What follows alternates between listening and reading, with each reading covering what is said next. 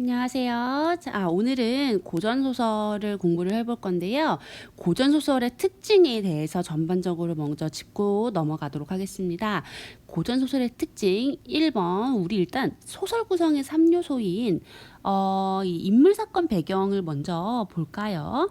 자, 고전소설의 인물들은요, 굉장히 전형적인 인물입니다.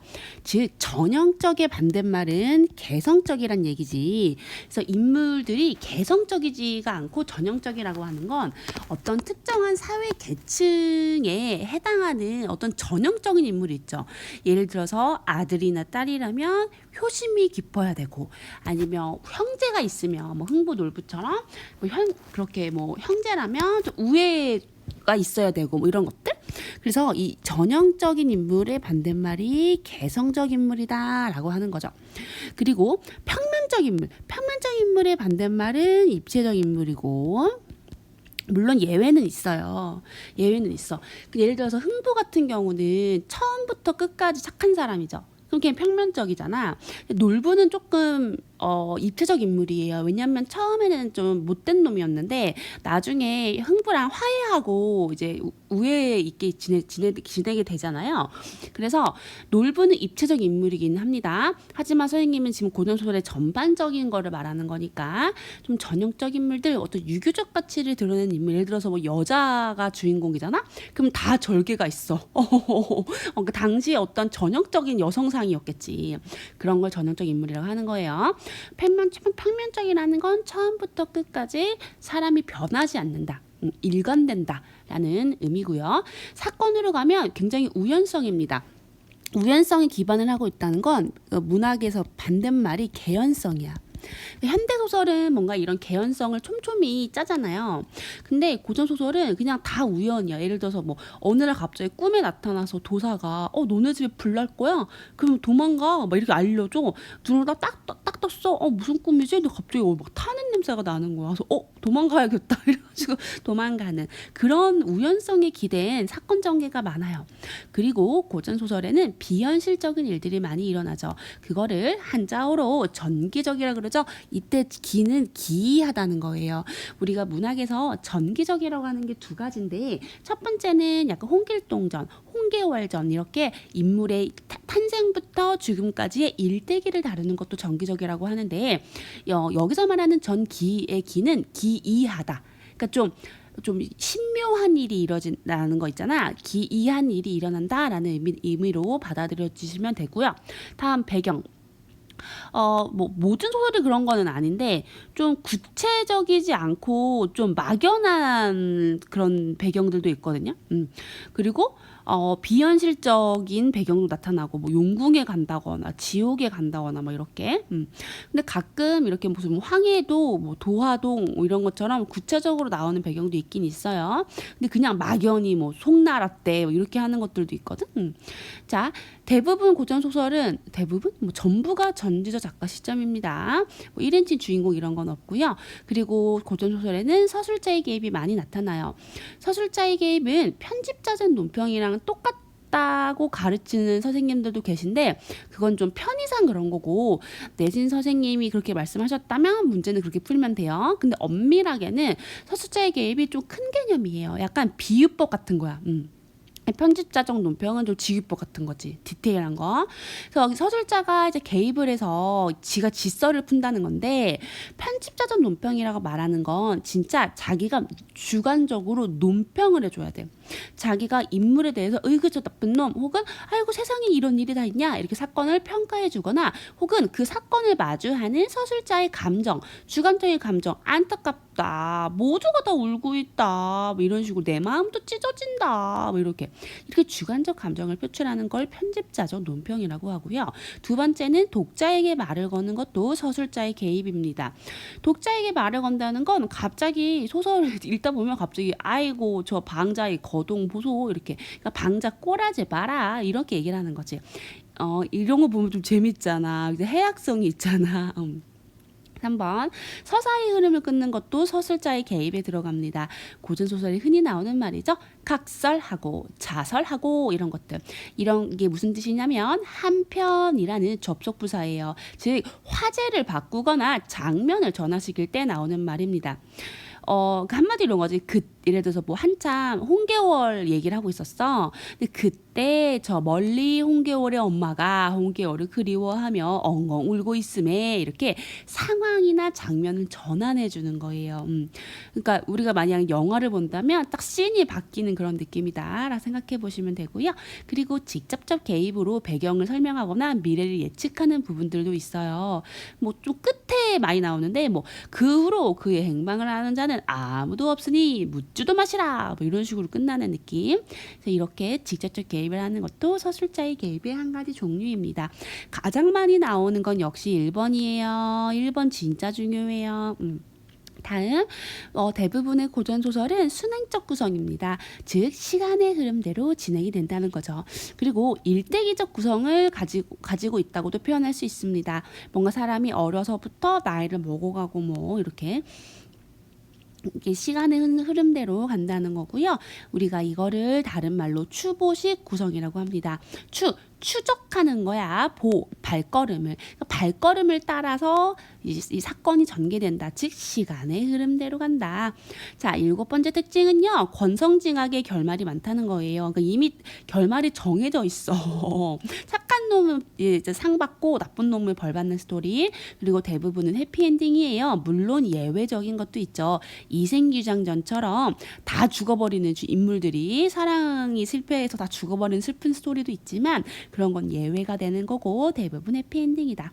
그리고 우리가 닫힌 결말이라 그러는데요. 닫힌 결말이 정해져 있다는 거야. 반대말이 열린 결말이죠. 열린 결말 싫어하는 학생들 많지 않아? 영화 끝에서 뭐 이도저도 아니게 끝나는 것들 있잖아. 그런 건 좀 뭐야? 왜 만들었어? 뭐 이런 느낌이 나는 거 있죠.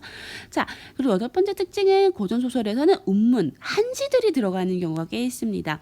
그래서 산문이잖아, 소설은. 근데 산문 중에서 시가 싹 넣어놓는 거지. 순대 사이에 간을 끼워 넣는 것처럼 이거는 인물의 정서를 드러내는데 그 시가 아주 효과적이기 때문이에요. 애절함이 더 커지잖아. 왜 영화 같은 거 보면 그 러브 스토리 보면은 막 갑자기 막 편지 쓰잖아. 막 보고 싶소 엉엉 막 이렇게 막 나레이션 나오고 막.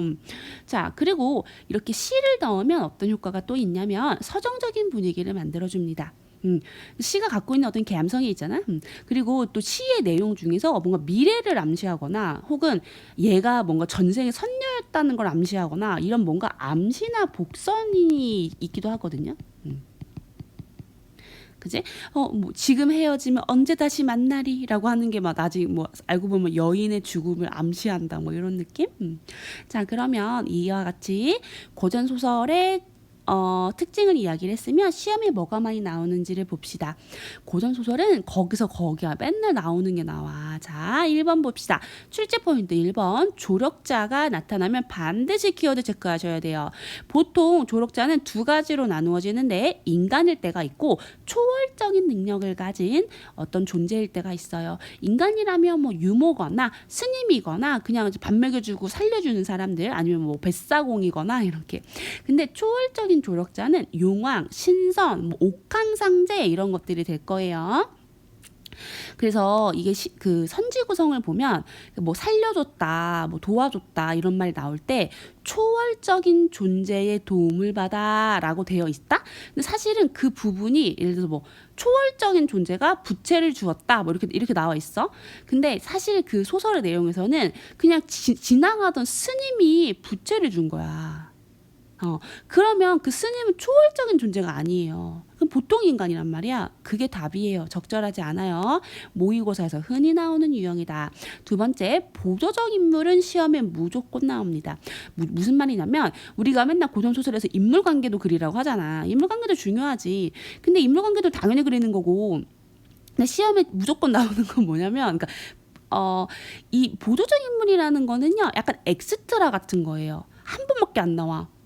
이름도 없어. 그냥 뭐 한 노파가 뭐 길에서 앉아 있길래 말을 물으니 뭐 이런 식으로 뭐 허생을 찾는가?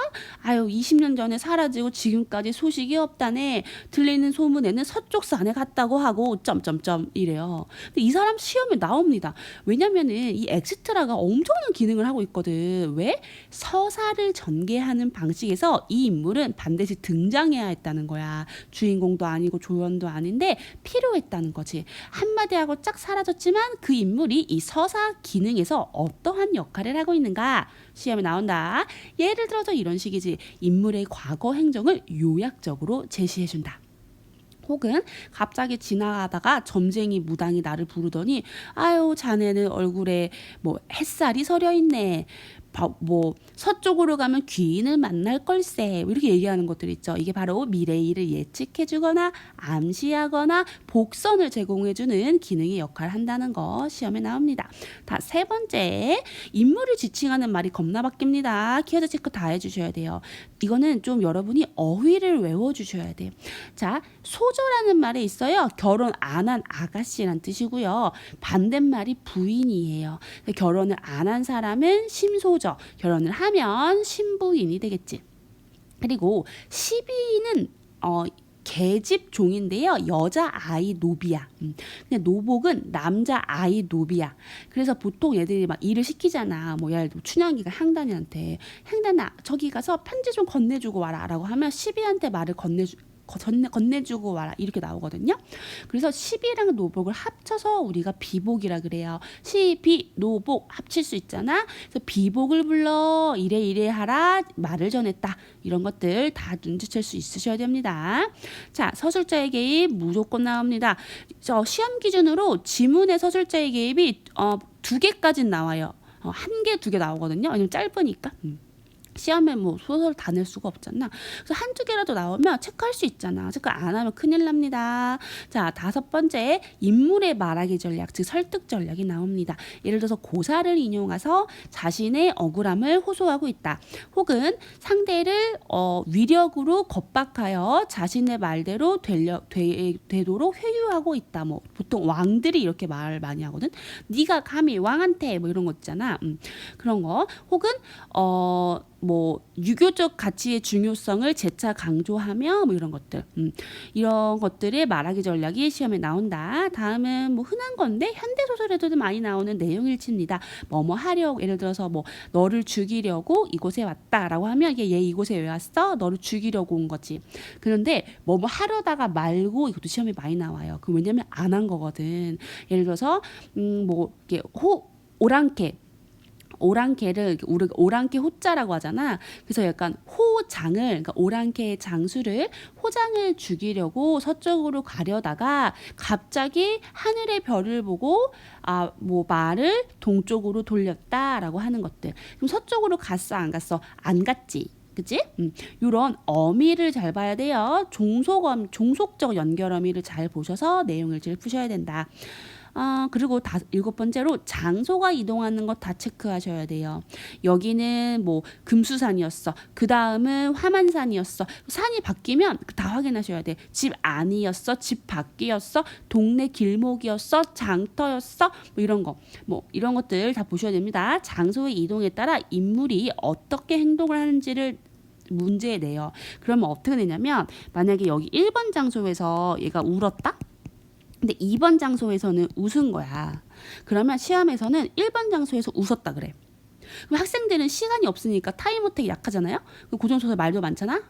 한자어도 어렵고. 그러니까 나 이거 봤어. 얘 울었어. 라고 그냥 찍는다고. 그렇게 하면 안 되지. 진짜 그 1번 장소에서 운 게 맞는지 찾아가야지. 그게 기억이 안 나면 지문으로 돌아가야지. 지문으로 돌아갔을 때 어떻게 빨리 봐. 처음부터 다시 읽긴 시간이 없잖아. 그러니까 미리 처음부터 장소를 딱딱딱딱 잘라서 표기를 해놨어야지 네모로. 오케이?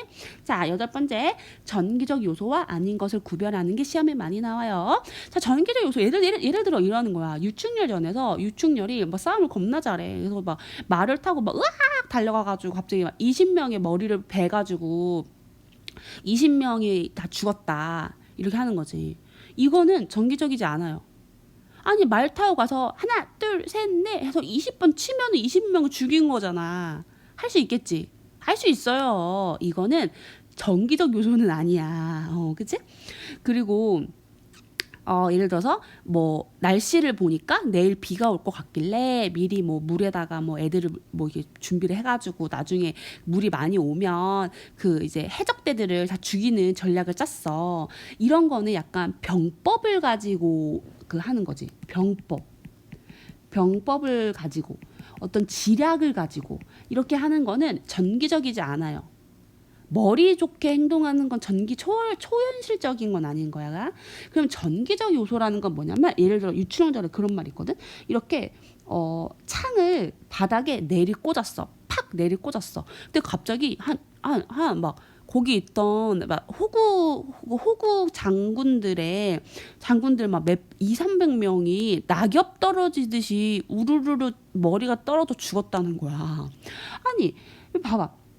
창을 바닥에 딱 꽂았어. 내 이놈 하고 창을 바닥에 딱 꽂았는데 갑자기 300명의 머리가 낙엽 떨어지듯이 추풍 낙엽처럼 떨어지는 거는 이거는 싸움 잘한다고 해서 할 수 있는 게 아니잖아요. 그런 게 전기적 요소야. 그치? 그리고 갑자기 막 무슨 신화경 같은 걸 펴가지고 막 미래 그 어떤 지도를 훤히 다 들여다봐.